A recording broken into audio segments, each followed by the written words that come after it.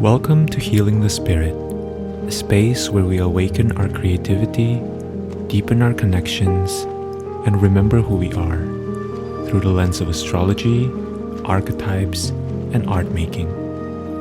I'm your host, Jonathan Coe.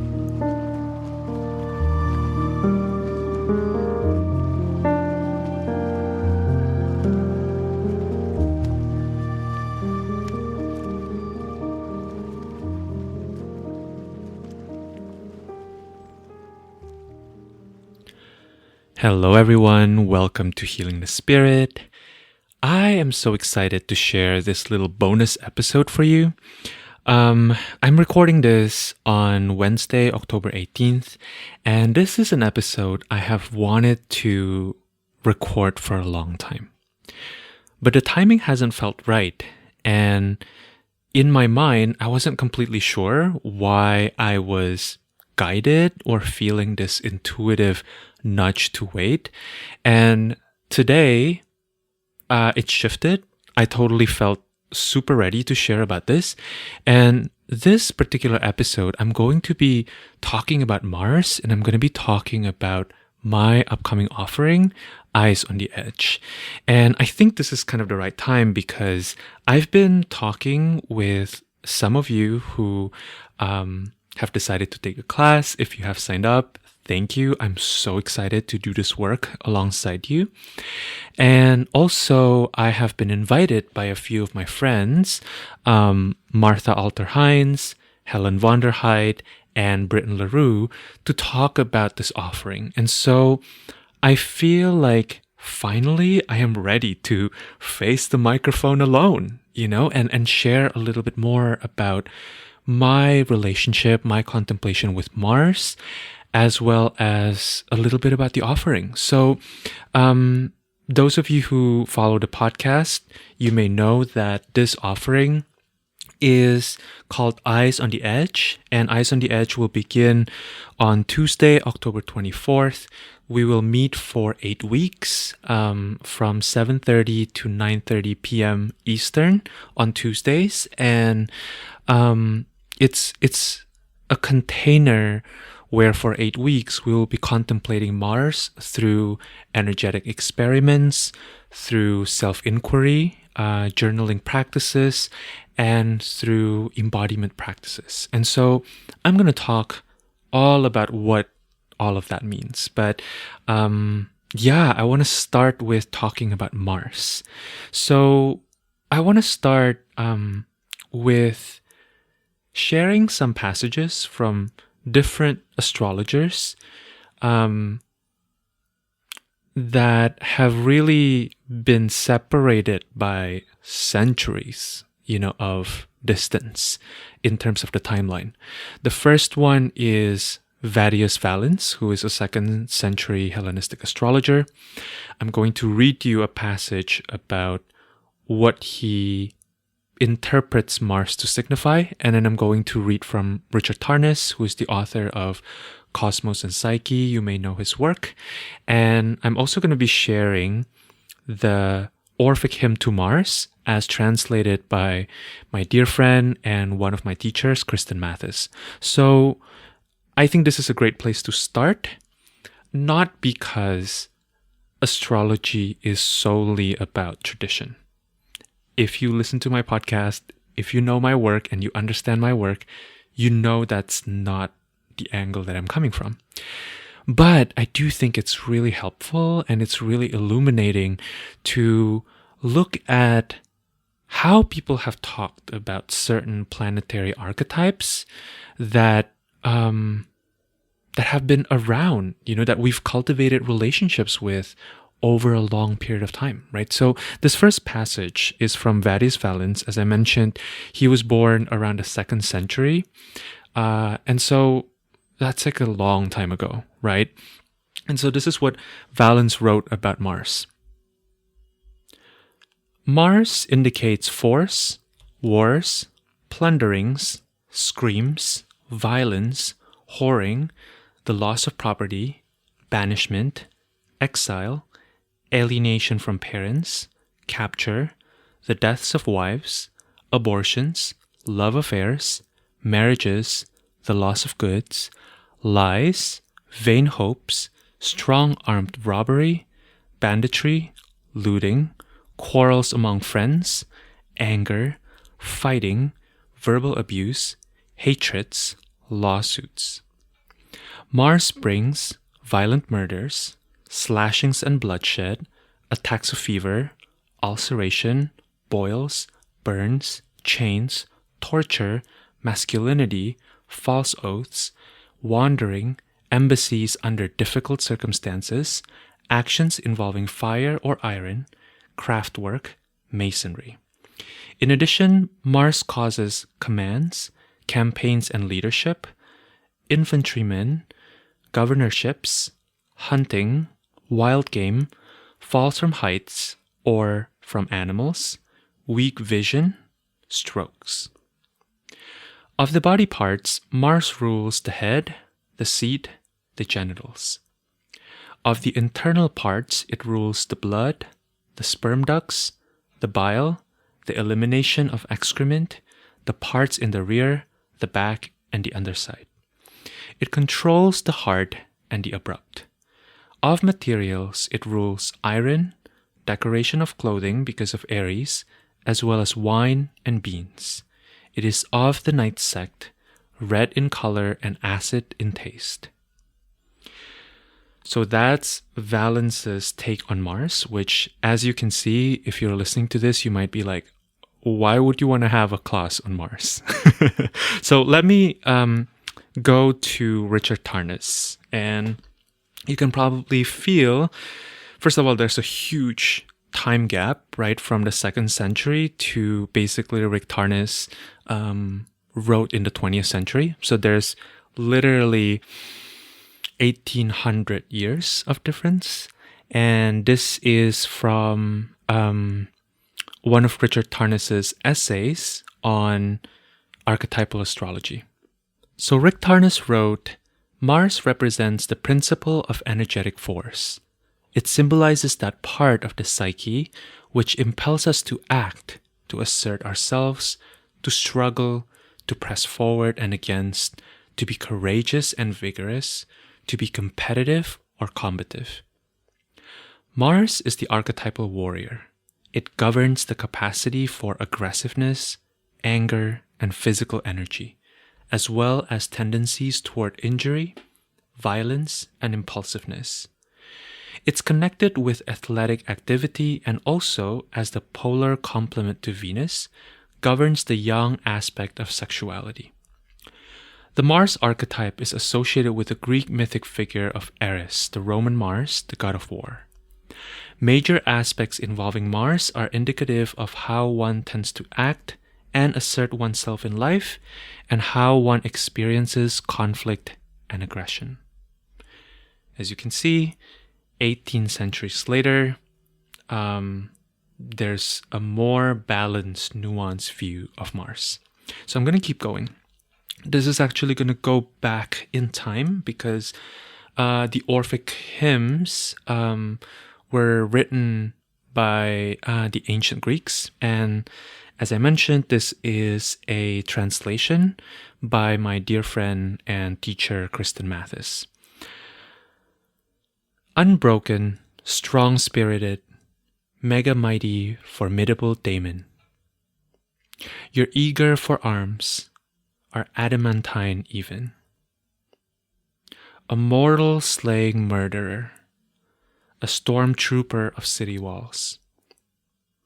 Master Ares, thudding sword on shields and arms. You are always spattered in gore, sullied in slaughter. When you rejoice in bloodshed, manslaughter, and the press of battle, you give folks the shivers. You who crave ugly struggles of sword and spear. Stop this enraged battle strife. Put an end to heart grieving pain. Instead, bend to the desires of Aphrodite, the Cyprian one, or carouse with Dionysus, the liberator, or exchange your battle arms for the labor and tillage of Demeter. Become a bestower of blessings, grant us peace, fulfill the desires of all who care for children. So I've just kind of shared with you 3 very different approaches to Mars, right? When we read a lot of the significations that Valens put together, it's very scary, first of all, and it's like, yeah, we need to get as far away from all of that as possible, right? And also, we recognize that that is part of the human experience. All of these things, I feel like a lot of them we've experienced, either personally or we've seen in the collective, right? And then when we look at Rick Tarnas, there's this more kind of psychological, more archetypal understanding of it, this kind of awareness that, yes, Mars also moves, is a force that moves through us, right? That maybe, for example, he was talking about tendencies toward injury, violence, and impulsiveness, right? We know that, yes, these things exist, and also there are ways that we can work with this to kind of harness the energy with a little bit more skill, right? And what I love, and the reason why I wanted to share the Orphic hymn, was because you can see this portrayed and shared so brilliantly, evoked so brilliantly through this particular hymn, right? In the first portion, when the Orphic initiate essentially conjures Mars, it's Mars as this like mega mighty, formidable daemon, right? Mortal slaying murderer, sullied in slaughter, rejoicing in bloodshed, right? But then in the second part of the hymn, and this is why I really absolutely love Kristen's translation, there's this part where the initiate goes, stop, right? Like stop whatever you're doing, and then offers alternatives, right? There's this way of working with Mars that is, work with Venus, right? Aphrodite is Venus. Work with Venus, do the things that you love, right? Or carouse with Dionysus, like have a party, right? Go out and have a party. Or exchange your battle arms for the labor and tillage of Demeter, who is the goddess of harvest, right? Who feeds humans and care for all beings, including children who are the most vulnerable, right? And so I think what I love so much about sharing the Orphic hymn is that this is not about pure avoidance, right? Which sometimes I think it's really normal when we read significations of Mars, like through Vadius Valens's work, right? To want to just be like, I don't want to have anything to do with Mars, And what I love about the Orphic hymn is that it offers alternatives, right? It offers ways of working with Mars, because the reality is, even though this was written a long time ago, some of these significations are still very much alive, right? For a lot of us. So all of this partially inspired me to create an offering about how we might be able to work with Mars, how we might be able to train with Mars, right? Something that I've been thinking about a lot is how in a lot of ancient traditions, we have martial arts, right? And why is it called martial arts? It's because this act, right, of harnessing, of working with, of confronting and sculpting the martial is very much an art, and it requires practice. It requires slowing down, ironically, right, in order to be able to work well with Mars. So what really inspired me to offer Eyes on the Edge is that I see a certain pattern in my own life and the life of students and clients. So many of the people who are drawn to my work are emotionally mature, spiritually inclined and gifted, creative, sensitive, and have this orientation towards desiring to create a better world, right? Both the seen external world and the unseen internal world. And yet, I have also found that so many of the same people really find it difficult to share their gifts. Often, when part of our identity is as intuitives, dreamers, artists, it can be really easeful to spend a lot of our lives caring for others, right? Tending to other people's needs, tuning into how to assist people in realizing their dreams. And some of the same people maybe haven't necessarily received the same kind of encouragement and training to share their own work, right? To champion their own work. There are so many stories around this, right? Around why it is, or why it can be so difficult to share our own sacred work. Someone else is already doing it, right? Or what will my family members or my partner or my friends think about me showing up in this way? Or I need more training to do XYZ really well, otherwise it won't be responsible for me to share, or I don't have the credentials to share what I already know, right? And this is what I've discovered in my own life, just walking the world as Jonathan. Truth be told, you don't get better at doing something until you start doing the thing. There's often no other way but to do the thing, right? And if we think about Mars, right, to kind of relate it back to Mars, I like what Rick Tarnas said about Mars representing this principle of energetic force, right? The part of the psyche that impels us to act, to assert ourselves, to press forward and against, to be courageous and vigorous, right? And even maybe to be a little competitive sometimes, a little healthy competition is part of harnessing creative work that is exciting, right? That when we kind of try to iron it all out, when we try to be as smooth as possible and to be this really gentle, healing presence, sometimes we can miss the mark, a little bit, right? Sometimes in order for us to deliver certain parts of our medicine, certain parts of our gifts, that bite needs to be there. And often I think the first person who we need to give this medicine to is ourselves, right? Because, like, for example, I remember when I was first dreaming about creating this podcast, right? I had ideas about how to do this. I had ideas about how to show up, how I want to show up, how I don't want to show up. And in reality, once I start doing it, the act of doing it starts to teach me how to do it, right? I may have all this training. I may have all these dreams and desires, right, to do the thing. But in reality, when push comes to shove,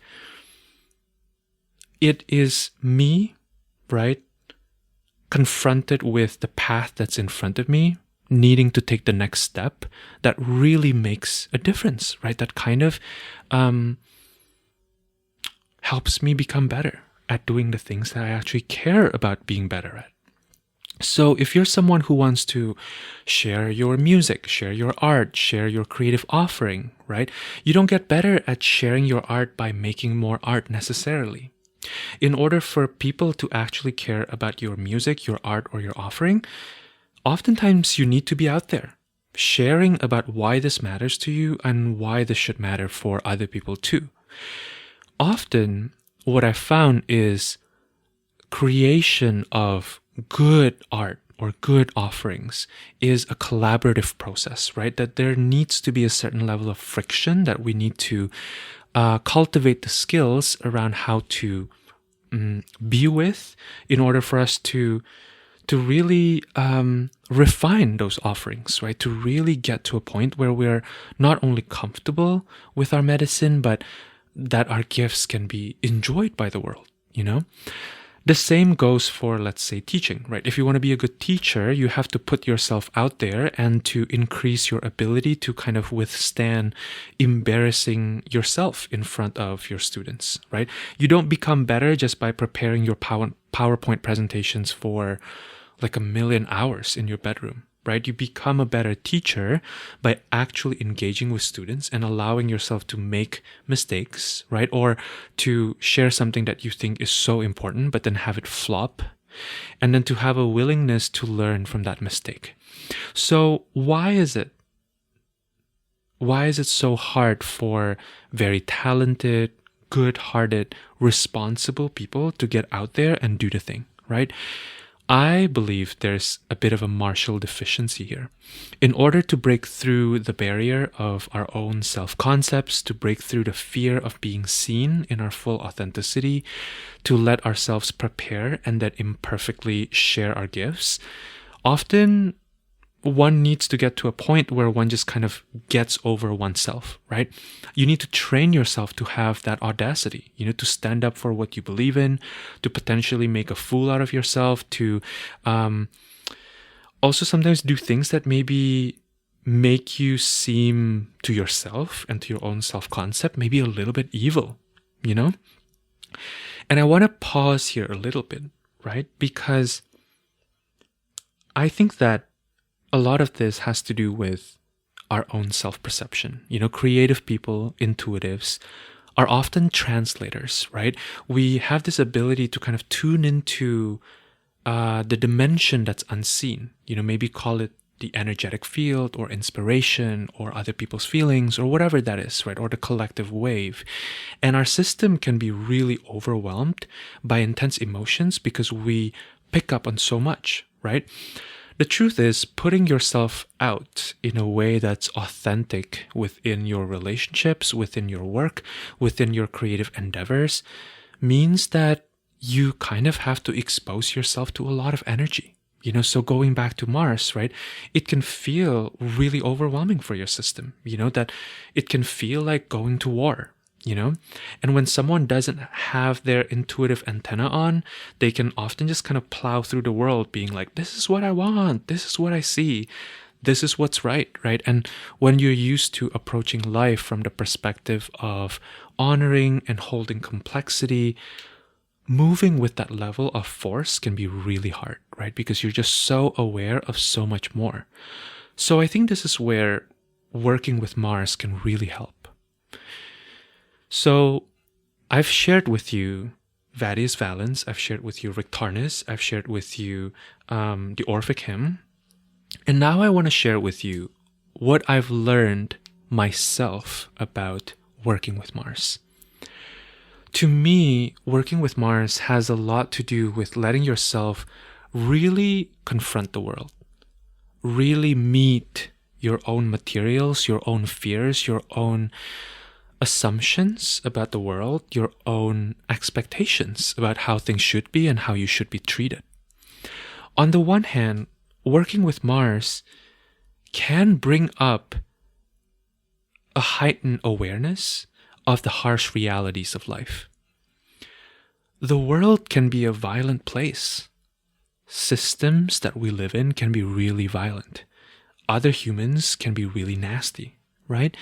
And even each of us, right, no matter how intuitive or how much of a healer I think I am, I also have that potential, right, of force and violence within myself.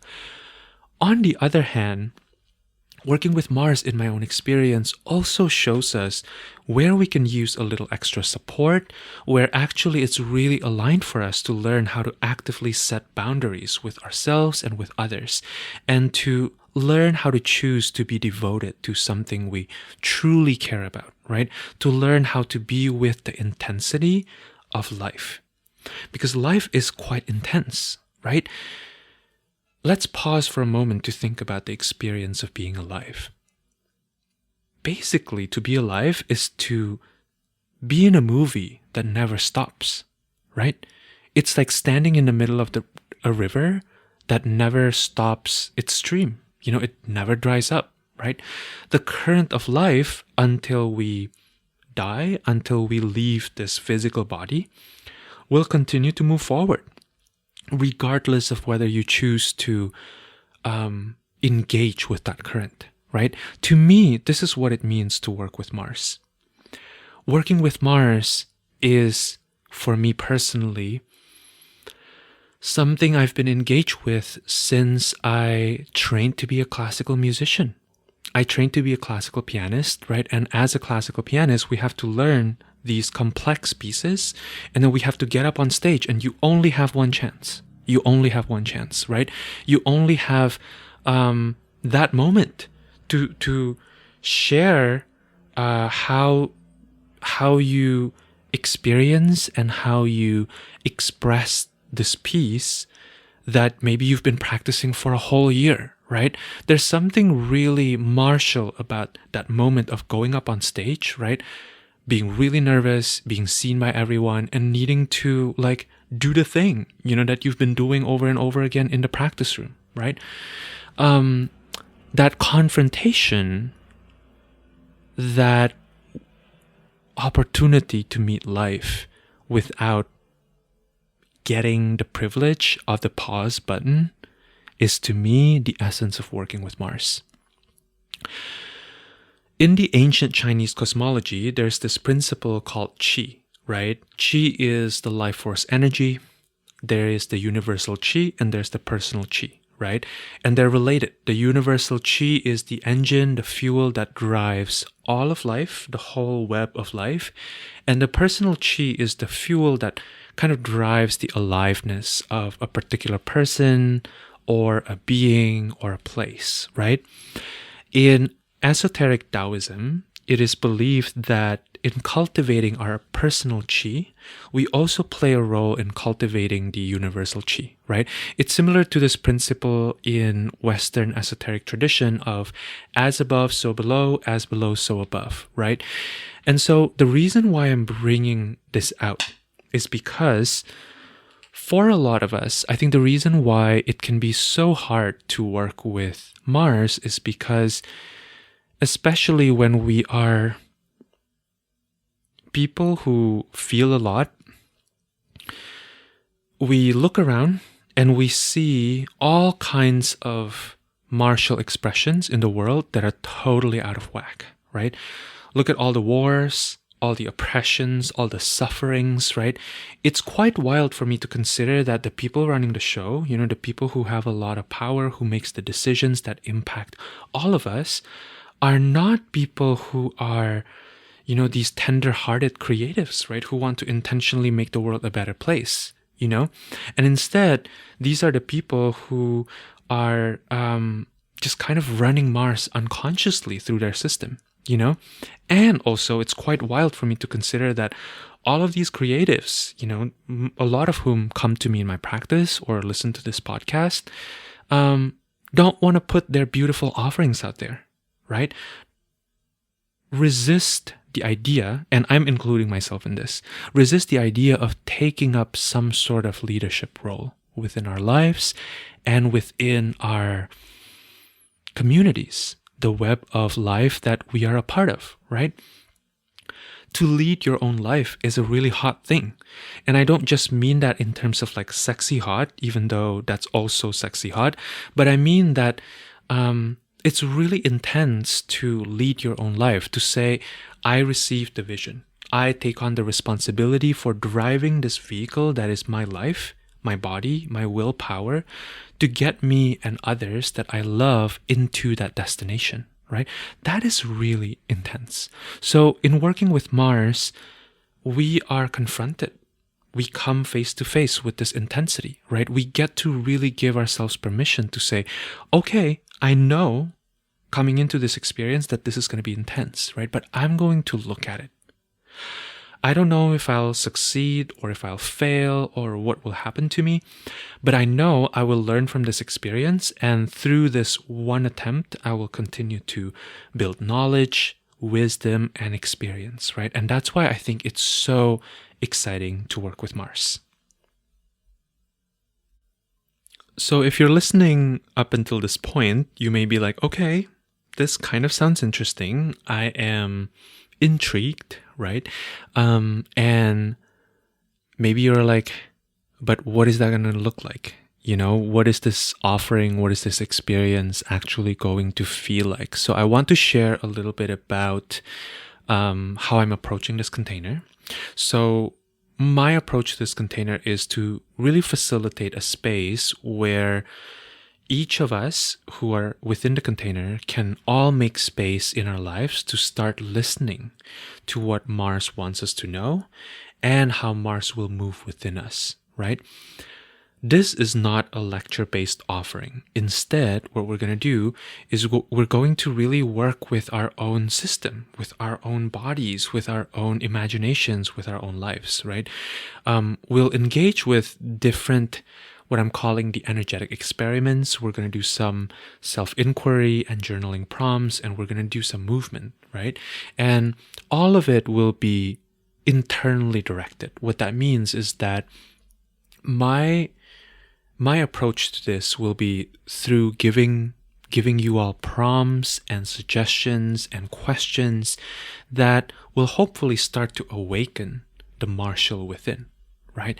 And you get to experience your own, the way that Mars works within your own system. As you can see, the way that I work with Mars and my embodied understanding and my experience of Mars is not really super attached to various valence, right?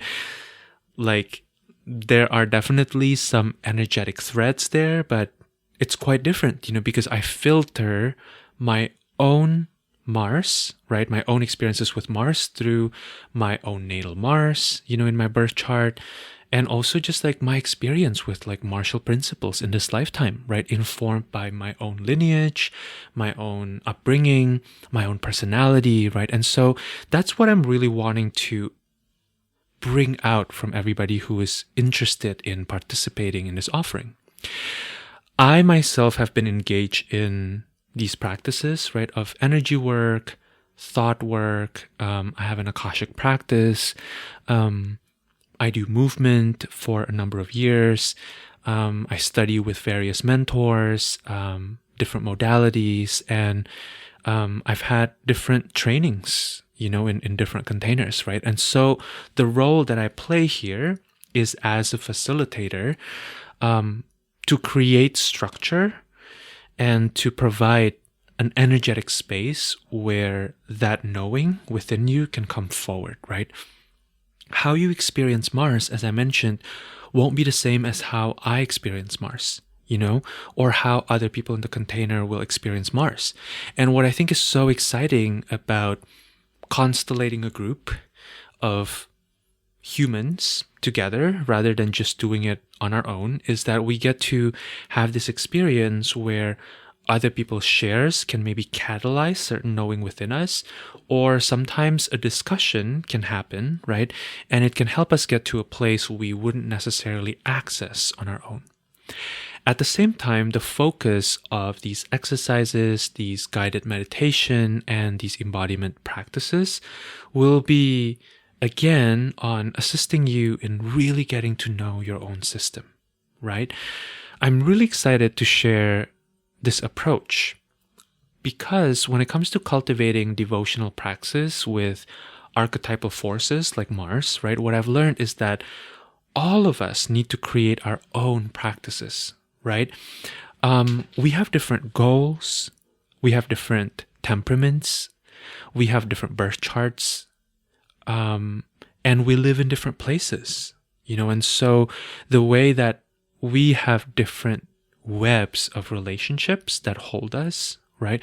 Relationships with other humans, relationships with non-humans, access to resources or access to certain ways of being, right? All of that means that nobody can really tell you exactly what your devotional praxis will look like, right? In fact, anybody who tries to tell you how to be, that's kind of not very realistic, right? Because we all experience these planetary forces so differently, One note that I would like to make, and I've received some questions about this, is whether prior astrological knowledge is necessary so that you don't feel lost in this container. The answer to that is absolutely not. we will be working with Mars in a way that really uses your own being, your own life, your own experiences as material as well as pathways, right? So you also don't need to have any background in energy work or body-based practices. The only prerequisite to me, there are a couple. One is that you have a body. I think that if you have a body, you can absolutely take this class. If you feel a sense of resonance with this container, with everything I've been describing so far, with the work that we'll be engaging with here, I think you'll really enjoy it. If you're the kind of person who is not really wanting people to tell you how to do things and want to kind of discover it for yourself, I think this is like perfect for you. And also I think another prerequisite is you need to be willing, right, to experiment and to see what happens, and not just kind of be content with being fed information, right? I also think that it probably wouldn't hurt if you've been enjoying my work through the podcast, because likely what that means is that you may not totally hate spending the next 8 weeks of your fall, winter with me, right? So that's just a nice little bonus if you don't hate me. So for 8 weeks on Tuesdays, beginning October 24th, we'll have what I'm calling practice sessions. It will be 2 hours each, and typically I'm going to be breaking those 2 hours as such. So in the first 30 minutes, we'll start with a brief 5-minute check-in, and then I'll be sharing some themes inspired by the Mars placement that will guide our exploration for that week. And then the next 30 minutes we'll be spending in energy work through meditation, and also followed by some movement practices. So the way that I'm approaching movement, I should mention, is maybe a little different than how you usually think about movement, especially if you've engaged in like somatic practices. I'm not going to be directing you to specific exercises, but rather what I'm talking about when I talk about movement is to really hold, right, the visions, the sensations, the experiences you have experienced through meditation, and then to allow this inner movement to start moving your body, right? And so the movement of your body will be self-directed and self-choreographed, and you'll see it's a super fun way to move. And I think it's also a very inclusive approach to movement, because say you're injured, or say you have you're differently able, right?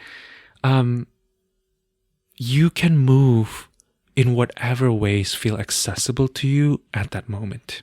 And so I'm really excited to be doing that, because I think that, working with energy, especially through moving our bodies, can be really potent and really powerful, and can really shift our state of being, And then the next hour are basically, going to be split in half. The first 30 minutes, we're going to be doing some journaling, some self-inquiry for about 30 minutes. And then we usually will probably have a little bit of a break. And we'll close out the night with questions, discussions, and shares. We'll have some variations, but basically that's kind of the general overview. And between each session, I'll be sharing simple prompts for you to experiment with and try in your own life and in your own reality. At the beginning of the container, I will be encouraging everyone to choose one area of life that you really want to focus on, maybe a relationship or a creative project or a certain pattern that you've noticed in your life that you maybe want to explore and maybe want to shift a little bit, or something you want to bring into the world, some change you would like to tend to, that can really fit and can be tracked within the next 8 weeks. And I want us to start applying what we learned within this container into these areas of life, right? Consciously or unconsciously, because the material is going to continue working through us, even if we're not actively doing the practice, right? I'll also be sharing some additional resources for integration, so additional journaling or reflection prompts, a short transmission on the Mars placement that guided us for the week, and some short recorded energy work or movement practice, right? One question I've received quite a bit is, what if I can't join live? So this is what I've been answering to folks. If you can't join live, but you feel a resonance with the work that we'll be doing in this container, I think there's no problem at all. I would love to have you. I absolutely believe that you can join this experience, and I believe that it will be absolutely transformative to do the work on your own too. All the recordings will be available, and I will create resources that you can return to at any time, right? Including like summaries of our practices, so that you can, you don't have to kind of rummage through the recording of the whole class, but you can see, what we did in the class, and then you can kind of engage with that in your own time. That being said, I do encourage folks to join live because A, selfishly, I would like to see you and to spend time with you. And B, I think that for many of us, catching up with classes can kind of feel like a chore, and it's often more fun and energizing to be with other people who are also doing the work. So that's just really my personal invitation in case you are thinking about taking this offering, joining this container, and you're like, oh, but I have like something on that day, right, at that time, that maybe you might want to move that, for the next 8 weeks and just see, if you like being live with us, But the reality is that all of us are adults, and I trust you to know if joining through the recordings maybe will work better for you. Okay, so next I want to talk about the structure of the overall container. So each week will be guided by one Mars placement. My approach here is to look at these Mars placements as places for inspiration, right? As starting points for our internal and maybe even external explorations, right? Similar to my contemplations, where basically I allow the process of sitting with the astrology of the week to inspire me to talk about what feels alive, right? That's also going to be how we're approaching Mars together within this container. These Mars placements, right? So you'll see that, for example, the first week, right, is guided by Mars in Gemini. The placements are not referring to specific people with that placement, and it's not referring to the Mars in our birth chart, but rather it's referring to the archetypal energy, right? Something that I kind of want to share here, that I've shared with some of my astrology students in the past, is that there can be this perspective, right? This way of looking at the signs that orients towards the signs being characteristics or even like personification of energies, right? So for example, like, oh, Pisces are so like absent-minded, or like Aries are so rough, right? Like things like that. But I think that in my studies of traditional astrology, actually, it's more helpful to think about the signs as places or as landscapes, right? That the signs are descriptors of landscapes that the planets find themselves in, and that determines whether the planet have access to their experience or their essential nature or not, right? So I'm going to talk more about that in a second. But in the container, we're going to begin with Mars in Gemini, and we will end with Mars in Sagittarius, which literally the container will end when Mars is like in the sky in Sagittarius. And Mars in Gemini and Mars in Sagittarius are kind of neutral places, right?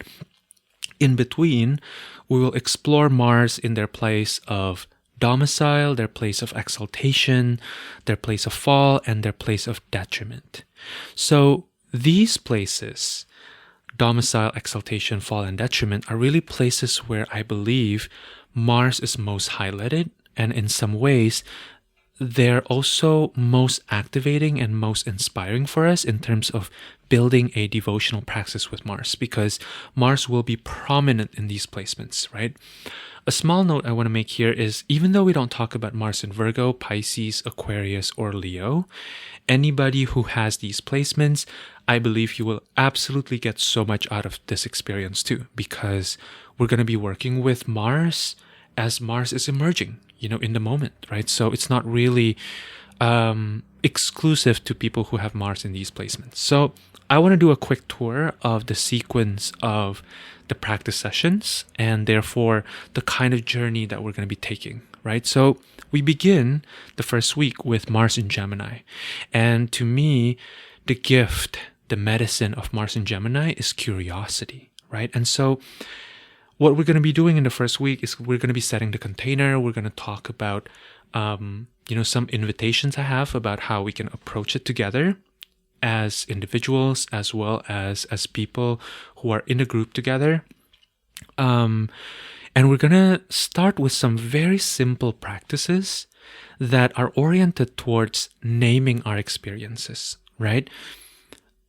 If you want to meet life with honesty, if you want to meet life with, as life is available to meet you, the first important experience, the first important skill to cultivate is to name our experiences, right? Like, for example, maybe my throat is feeling a little bit tight right now, and we can track that sensation, right? Why is my throat feeling tight? Maybe I'm very excited. Maybe I'm a little nervous, right? Just kind of getting a read on our body and the signals that our bodies, as well as our energy, right, is giving us, is really foundational to working with Mars, because we're going to meet life in that, ever-flowing river, right? And so we're going to get a lot of information. And so I think that coming back to the present moment means coming back to our experiences, right? This is the fruit that cultivating curiosity can really help us with. And in the second week, we're going to be guided by Mars in Scorpio. Mars is in domicile in Scorpio, meaning Mars is at home. Mars has all their tools to express their true nature. And to me, the gift of Mars in Scorpio is depth, right? And so for a lot of us, this is about going deeper, right? Going deeper into our subconscious. How do we access that place within us that is probably beyond the verbal, right? Our fears, our desires really live in this place, If we are all able to meet the world purely from our minds, right, we would all be billionaires at this point, we would all have really easy lives, right? Because we live in a world where we have so much information, right? We know how to do X, Y, Z. But the reality is, why is it so hard for us to sometimes make some changes, right? And often I think this is because there are things that are lurking underneath the surface for us, right? Underneath our conscious level that we can start tuning into. And this is also the place for deep inspiration and deep gifts and treasures. And so during the second week, we're going to be talking about different tools and different practices that we can rely upon in order to establish a baseline feeling of safety as we traverse the depth, right? And because this is an 8-week container, there's no way you can go into the absolute depth, right, of all of your experiences. Let me just be clear. We're going to be looking at, how is your snorkel equipments doing, right? Are they strong enough to go into the depth? What's going on there?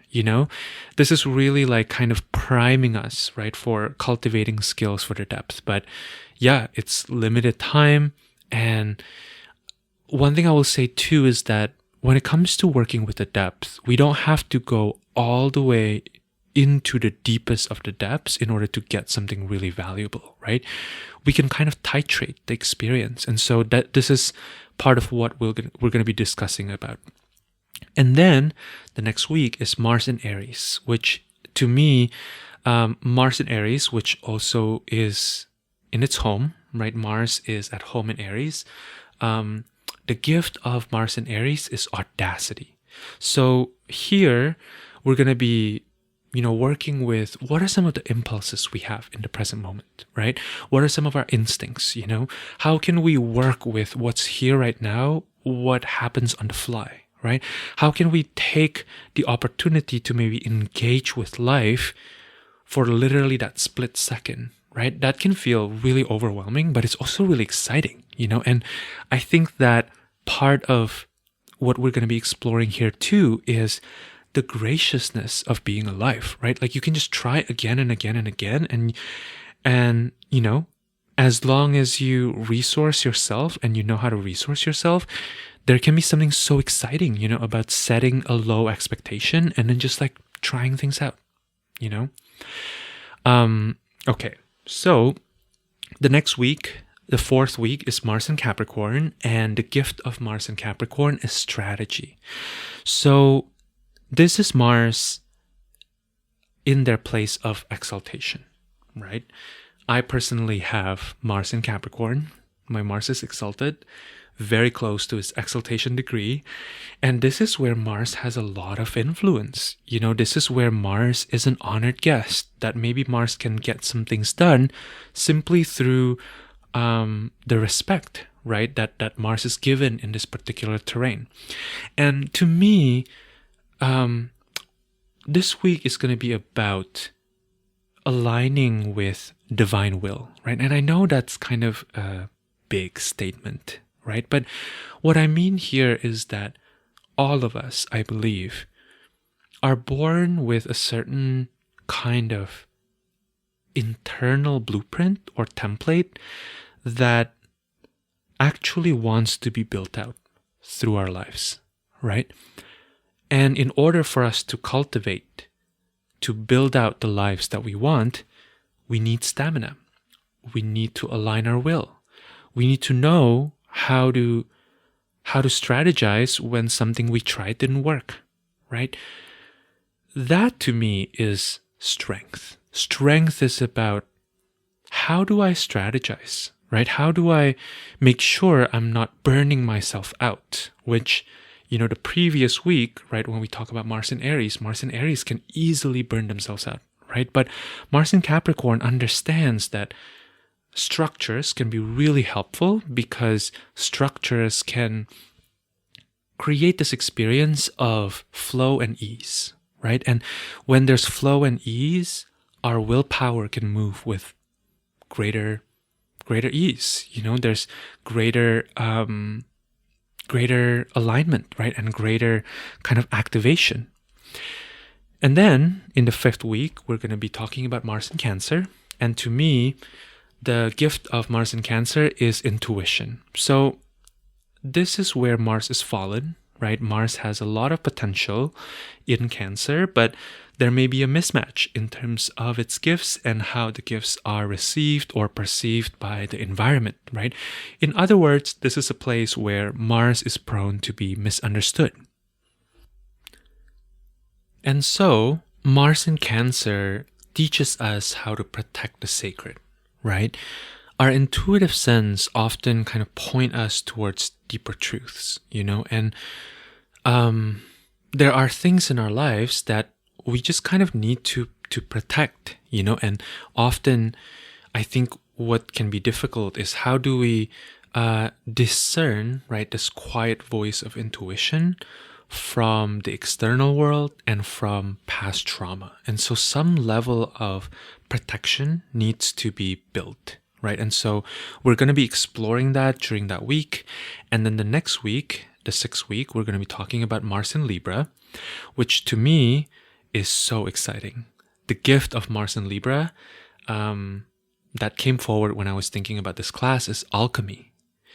So Mars is in detriment or exiled in Libra.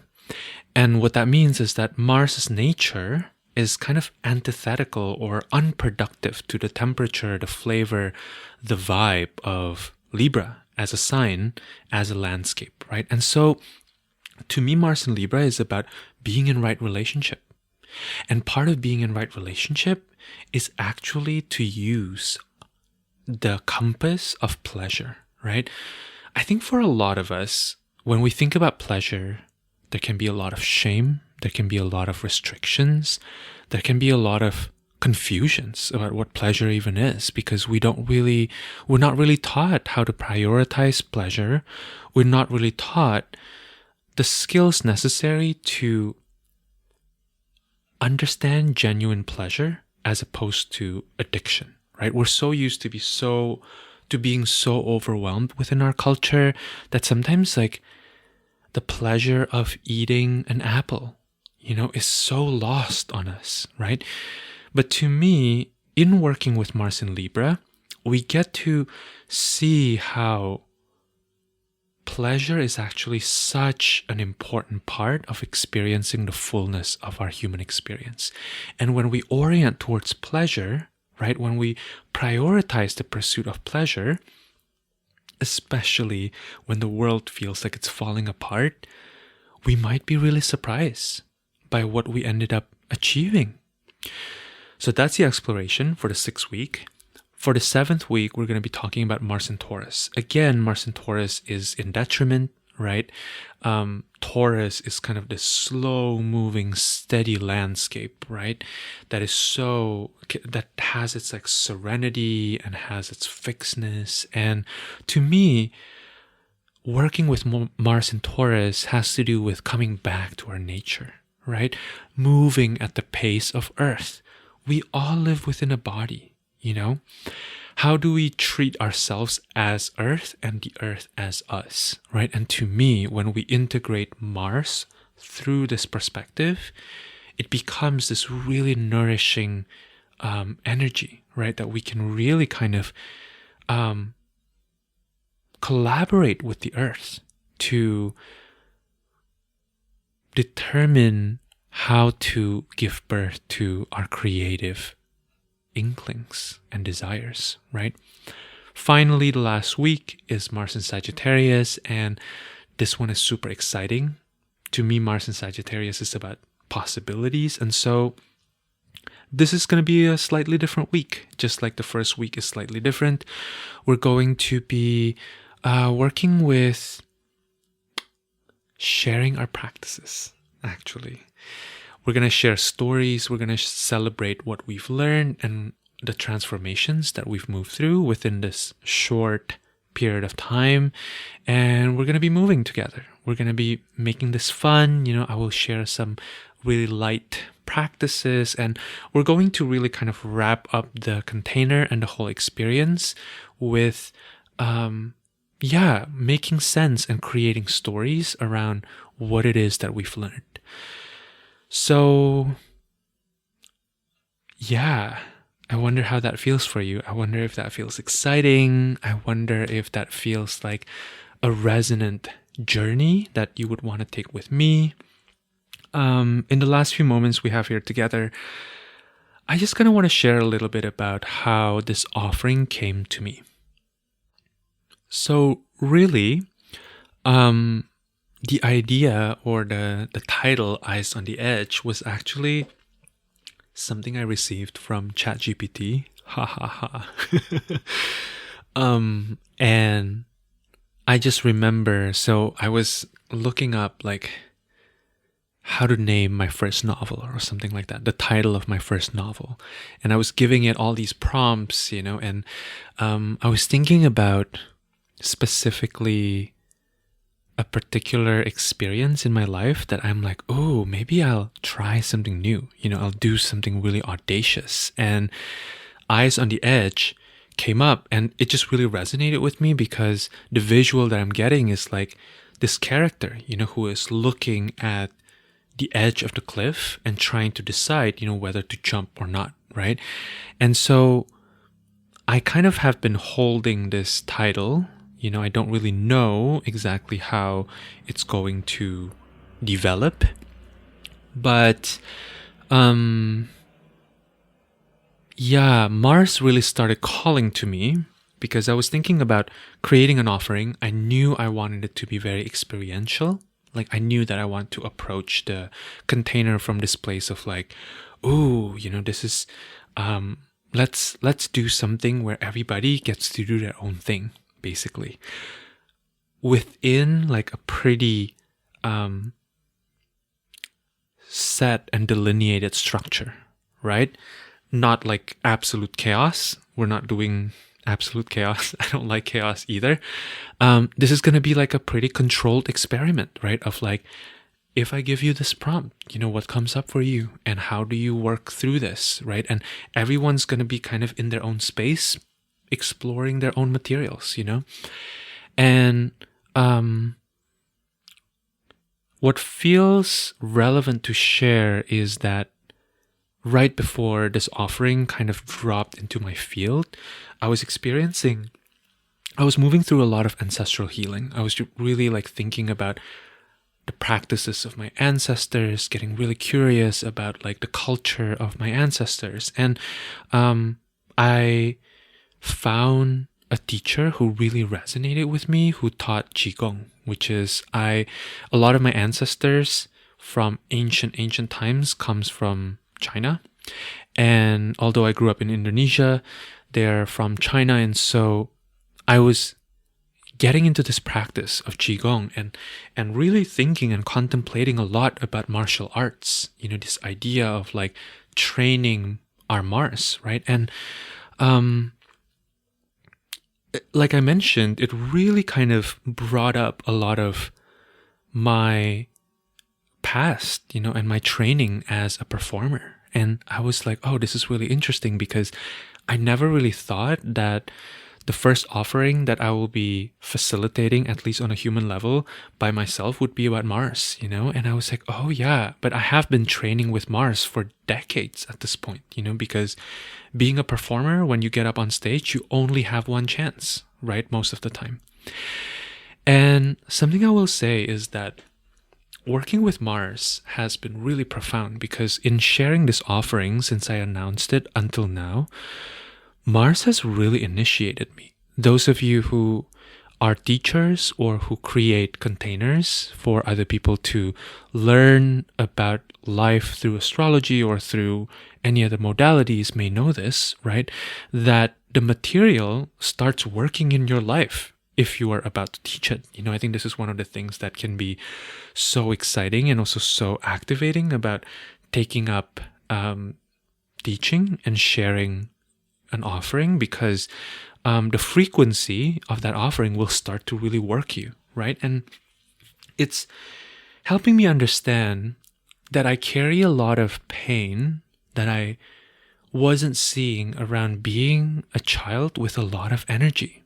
When I was a child, I was a very active kid, and a lot of the teachers in my kindergarten didn't like that. My mom was called to school all the time, and even as I remember it, a lot of people in my life didn't know what to do with all this energy that I had, I remember like being scolded by my dad for having a lot of creative energy and like drawing with my crayon on his new car. Or I also remember my grandpa was very unimpressed with me because I was always moving around, And I realized in that moment, in thinking about my childhood, that my first Mars teacher was really my mom, And I feel a little emotional sharing this because my mom, in some ways, never shamed me for being that child with a lot of energy, My mom was always telling me to do really well in school. She was always making me study, but she was never shaming me for being this child that had a lot of energy. And so I really, have her to thank, as my first Mars teacher. There's a way in which I think from a very early age, my mom honored my life force energy, right? And the intensity of the life force energy that moved through me, because I was a little boy, right? And I also remember being really drawn to the assertiveness and the confidence of Sailor Mars from Sailor Moon. If any of you know Sailor Moon, I truly believe that Sailor Moon is like the biggest, most influential astrology course that ever was and is. And yeah, check it out if you don't know Sailor Moon. But anyways, I was always really drawn to Sailor Mars from a young age. And also, I was recognizing that in the past few years, I've cultivated intentional relationships with different teachers, most of whom, by the way, are women, who have really embodied martial qualities very well. Like some of my mentors who are the most influential in my journey in this realm, right, of doing astrology, of doing healing work, have been very martial people. And so, yeah, that kind of took me by surprise a little bit. And I'm like, oh, yes, I'm really working with Mars. Like this is one of my deep initiations in life. And so what I really want to share through this container, if you are feeling called to it, is to help you understand on a deep body level that your Mars is unique. Your Mars is sacred, and your Mars is a gift.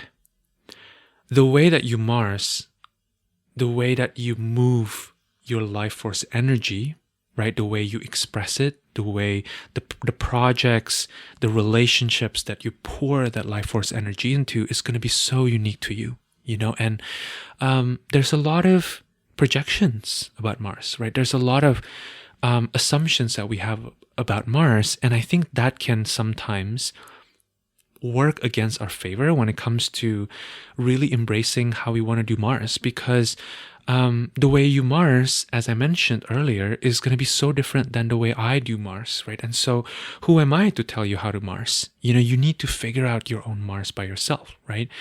And I think in being in intentional relationship with Mars, you will find that there is sacredness, you know, in the uniqueness of your Mars, right? And I want all the participants in this container to really feel that within their being, you know, how sacred their Mars is, right?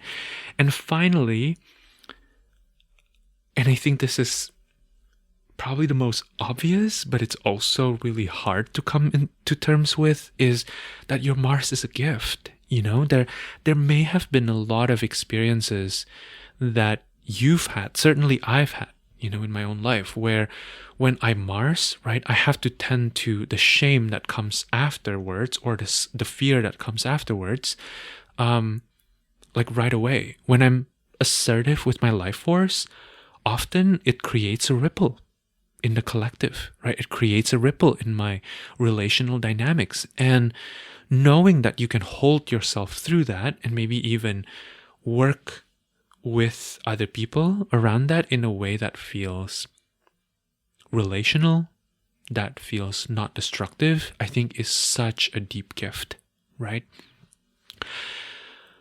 I think what's been most profound for me in working with Mars is to not be afraid of the ways that I see the world differently than other people, right? We have been so conditioned to be scared of our differences. We have been taught that in order to be safe, we have to suppress or oppress ourselves into sameness. But I truly believe that when we practice and we begin wielding our Mars with skill, our differences are really where we can give to the world, right? Our unique path, our own unique life force, the ways we maybe don't see the world the same way that our family of origin or institutions we belong to or our teachers or our friends see the world. These are really the places of deep engagement and deep treasures. So I'm really inviting you into this container. If all of this sounds exciting to you, we begin on October 24th, which is a Tuesday, next Tuesday. And Registration will be open until the night before or until the class is full. And I offer 3 tiers, depending on where you feel yourself to be financially. I believe that for the value that you will receive from engaging with this work and being in this container, this is a really great value offering, if I may say so myself. Thank you for listening. I hope that you join us if you feel resonant, if you feel excited about doing this work. I would so love to hold space for you. All right, until next time, I am sending you all of my love, and I wish you a beautiful week. Take good care of yourselves. Thank you.